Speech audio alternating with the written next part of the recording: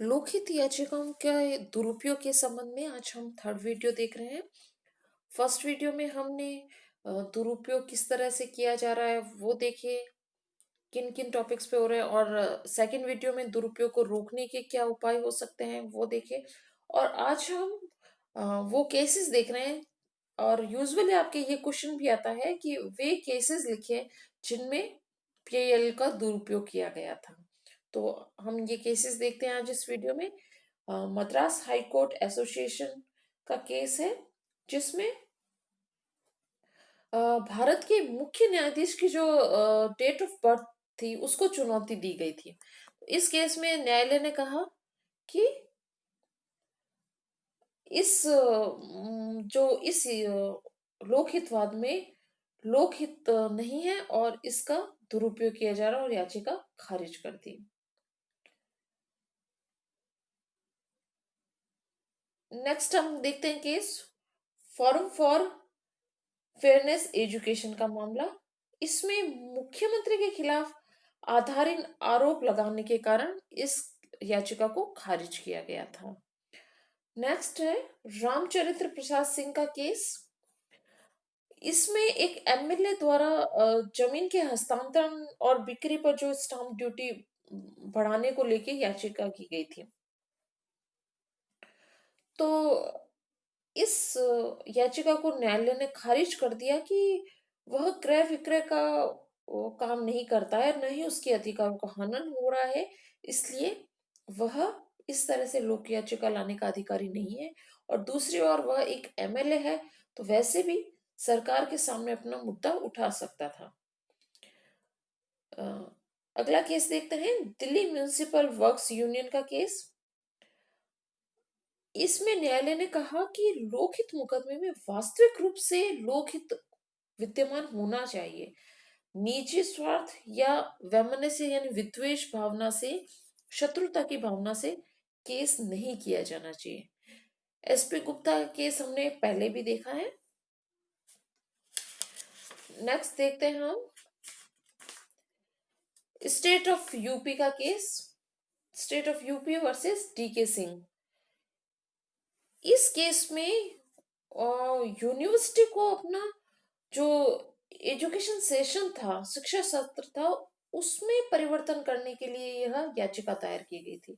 तो न्यायालय ने कहा जो शैक्षणिक सत्र है वह विश्वविद्यालय के पूरी तरह से विवेक पर है, इसलिए उसे चेंज करने के लिए लोकहित याचिका किया जाना सही नहीं है, और उसे खारिज कर दिया गया था। एक केस हम देखते हैं कि हिमाचल प्रदेश वर्सेस जो गार्जियंस थे उनके द्वारा दायर किया गया था। इसमें रैगिंग को रोकने के संबंध में याचिका दायर की गई थी। तो सुप्रीम कोर्ट ने इसमें कहा, जब हाई कोर्ट ने इसमें निर्देश दे दिए तो सुप्रीम कोर्ट ने इसमें कहा था कि विधानमंडल को रैगिंग संबंधी कानून बनाने के निर्देश नहीं दिए जा सकते हैं।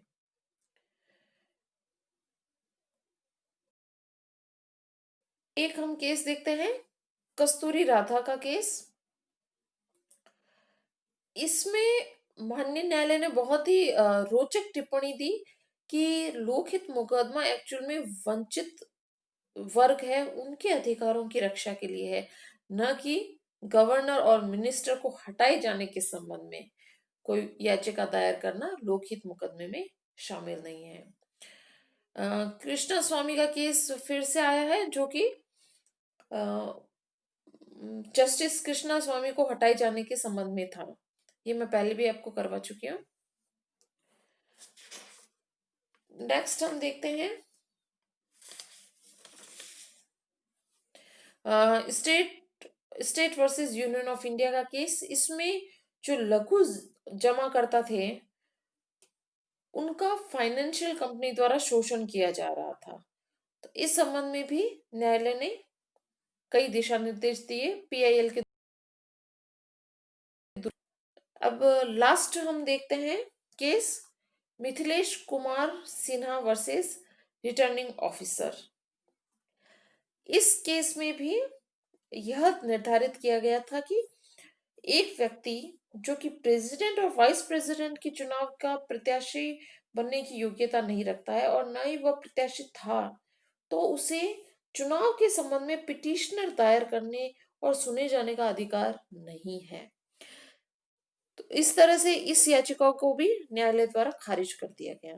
तो फ्रेंड्स, आपने इन तीनों वीडियो से हम ये निष्कर्ष रूप में, सार रूप में कह सकते हैं कि पीआईएल क्यों दायर की जाती है, क्योंकि पीआईएल कमजोर वर्ग, वंचित वर्ग के हितों के रक्षा के लिए, जो कि अ, वाकई में वास्तविक रूप से लोकहित का रूप धारण रखते हैं, न कि अ, व्यक्तियों के विद्वेष और अपने निजी हितों के स्वार्थ को साधने के लिए। तो न्यायालय ने प्रत्येक ऐसी याचिका को खारिज कर दिया जो कि राजनैतिक निजी हितों को साधने के लिए दायर की गई थी।